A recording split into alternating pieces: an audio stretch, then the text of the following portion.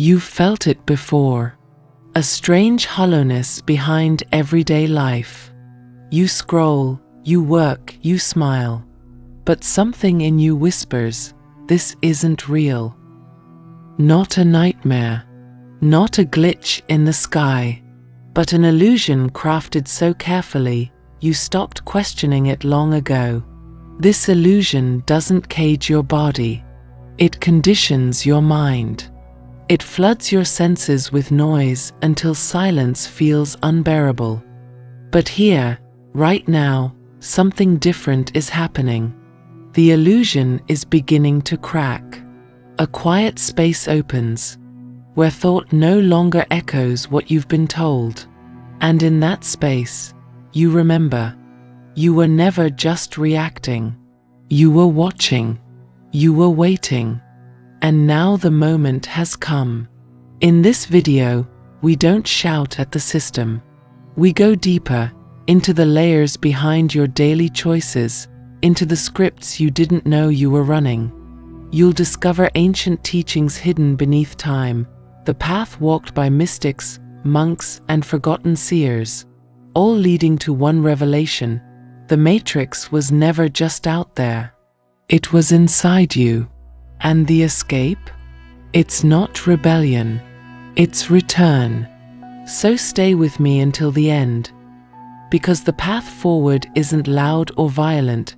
It's quiet, powerful, and irreversible. When you see what's truly behind the illusion, you can never go back.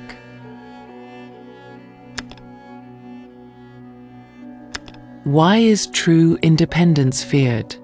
Because it does not need permission to exist. It walks where others wait for approval. It thinks without needing consensus. It breathes outside the program. In a world designed to reward agreement, those who move from their own inner signal become dangerous. Not because they destroy things, but because they don't need them. Think of the ones who truly became free. Lao Tzu, the old master, who vanished into the mountains without a trace, leaving only the Tao Te Ching behind, like a whisper from beyond time. Miyamoto Musashi, who rejected status, titles, and even comfort, living in caves, dueling samurai, meditating under waterfalls, seeking not victory, but emptiness. Buddha, who walked away from the palace, from royalty, from comfort, because he sensed something deeper was being buried under luxury. He sat beneath a tree, not for hours, but for eternity, until illusion cracked like dried mud under his feet. The Sufi mystics who spun, not to impress, but to dissolve the self entirely, to disappear into the rhythm of divine ecstasy. Or the Himalayan hermits, cloaked in cold silence, whose names were never written, because their truth was never for display. What did they all have in common? They weren't driven by rebellion. They weren't motivated by applause. They were moved by something still, something ancient, something unshakable. They didn't fight the noise. They remembered who they were before the noise began. And when a person remembers that, no structure, no trend, no trap can hold them. They become the echo that silence listens for, the fire that consumes only illusion, the presence that doesn't bend. And the system? It fears this, not because it's violent, but because it can't be predicted. What if the Matrix was never a machine, but a rhythm? A pattern so familiar, so repetitive, you forgot you were following it. See, it's not about villains in dark rooms. The real architect is repetition, the gentle nudging of what to wear, what to believe, what to fear, what to crave. You were never handcuffed, you were hypnotized. From the moment you enter school, the training begins. Sit still, obey, don't question, memorize. Creativity becomes extra credit. Silence becomes suspicious. Failure becomes shameful. Attention is outsourced. You are taught to look outward, never inward. You chase grades instead of wisdom, careers instead of callings, likes instead of love, comfort instead of character. And by the time you're grown, you're moving through a life you didn't design, reacting to things you didn't choose. But this isn't punishment. It's programming. Because if your rhythm can be predicted, your decisions can be influenced. And if your desires can be directed, your power can be sold. But here's what the mystics knew: you are not a pattern. You are presence. You are not programmable. You are perception. And that presence, your pure attention, is the one thing the system cannot duplicate, simulate, or dominate. So you don't need to destroy the matrix. You only need to stop feeding it with your focus. What if your will wasn't weak, but hijacked? Not with chains, but with choices. Not with orders, but with options. The modern world doesn't break your will, it drains it. Pixel by pixel, notification by notification, craving by craving. In ancient Tibetan monasteries, willpower was trained like sacred fire. The monks weren't taught to suppress their urges. They were taught to understand them. They would sit in icy caves, unmoving for days, not to suffer, but to listen, to the flickering of thoughts, to the waves of discomfort, to the voice that rises when all distractions fall silent. And they noticed something. Every desire is a shadow of your attention. Every fear is a mirror of your memory. Every craving is not who you are. You don't conquer these by force. You witness them until they lose their power. Ask yourself, when was the last time you stared at a wall and did nothing? When did you last let discomfort rise without numbing it? Can you sit in your own presence without flinching? Your attention has been trained to flee from silence, from stillness, from sovereignty. But that is not your nature. Your will is not a weapon. It is a compass. It points not toward success, but toward alignment. And in alignment, you no longer chase freedom. You embody it. In the ancient mystery schools of Egypt, there was no initiation ceremony until you passed through the darkness. 40 nights, no sound, no food, no human voice. Just the breath, just the void, just you. Why? Because silence doesn't just quiet the noise. It burns it. It shows you where the pretending ends. It introduces you to who's left when the distractions are stripped away. Most initiates broke by the 7th day, not because of fear, but because of truth. Because silence reveals everything you've ignored. Your unspoken questions, your unprocessed pain, your buried brilliance. It all rises in the quiet. Now silence is rare, uncomfortable, even threatening, because it cannot be controlled. It reflects you back to yourself. But here's what the sages knew. Silence isn't empty. It is full of knowing. It is the original classroom, the original medicine, the original teacher. When all else is removed, silence remains. And if you dare sit with it, not distract, not escape, not analyze, it will whisper something ancient into your bones. You were never meant to follow noise. You were meant to move from knowing.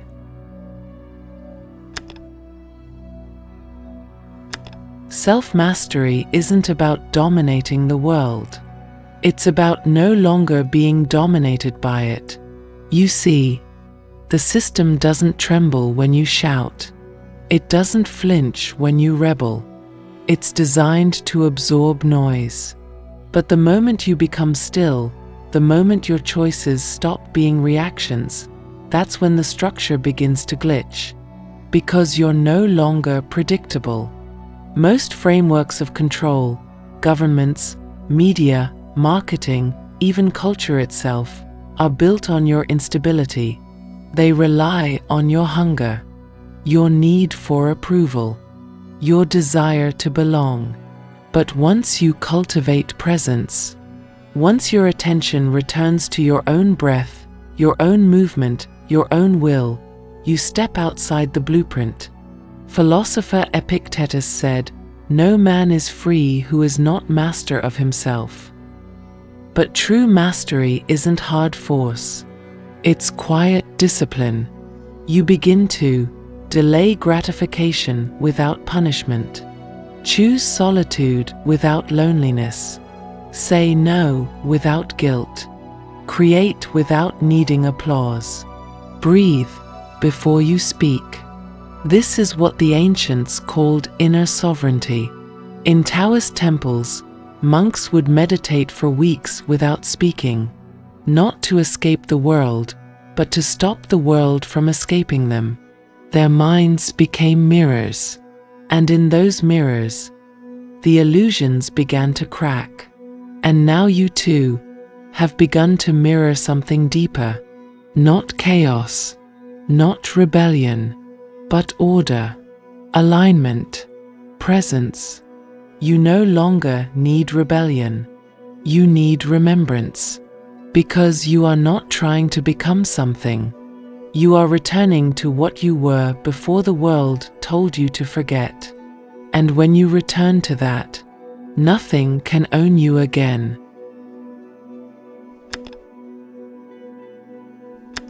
Everyone thinks the exit is dramatic. A grand escape, a final showdown, a storm of resistance and flame. But the true exit is subtle. So quiet, you might miss it. It happens the moment you stop feeding the illusion. The moment you realize you don't have to destroy the maze. You only have to stop running inside it. Every choice you make in stillness is an act of rebellion.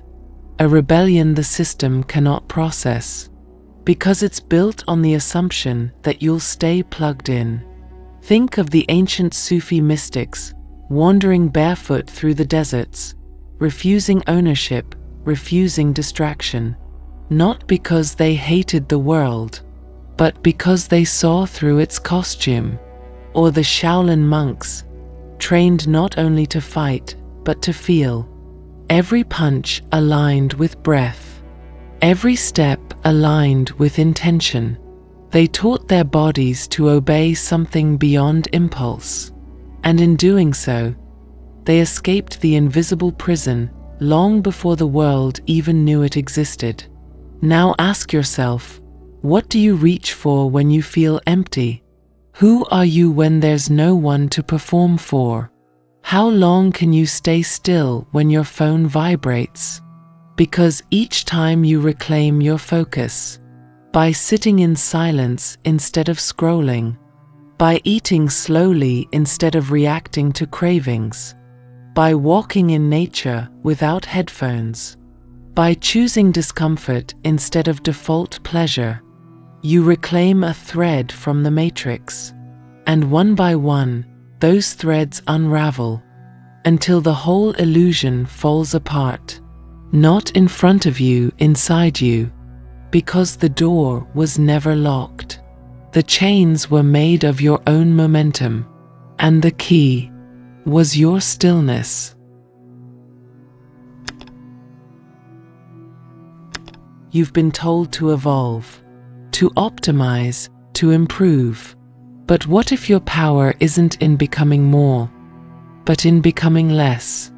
Less distracted, less divided, less distant from your original self. Beneath every layer of performance, beneath the armor you wear in the world, is a rhythm that has never been lost, only ignored. The ancient yogis called it satya, truth that cannot be distorted. The Gnostics called it the spark, a divine fragment buried beneath matter. The Taoists described it as wu wei, effortless flow. And you? You have felt it, in fleeting moments, when you speak with clarity without planning, when you move with grace without knowing why, when silence feels more alive than sound. That is your original state, and it has been waiting, like the Zen archer who draws the bow, not to impress, not to force, but to wait, for the moment the arrow releases itself. You are preparing something sacred, and the world may never notice, but your soul will. You no longer need to chase greatness. You need to remember grace. Not loud, not flashy, but aligned. Like a river that carves mountains in silence. This is not a step forward, it is a step inward. And when the moment comes, you won't explain, you won't defend, you will simply move.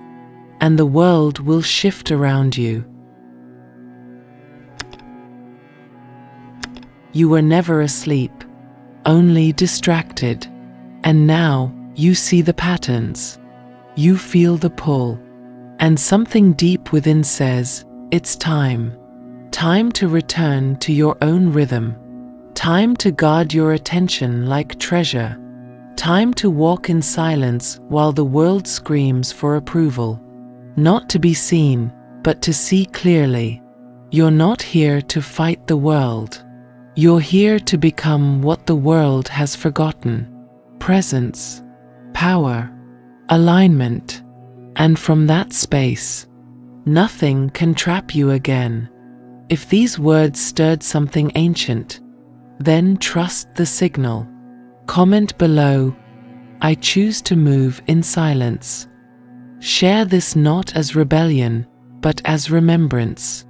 Subscribe if you're ready to go deeper. Protect your focus like sacred gold. And prepare, because what comes next demands even more silence, even more clarity, even more truth. You're not escaping, you're waking up. And the next chapter awaits.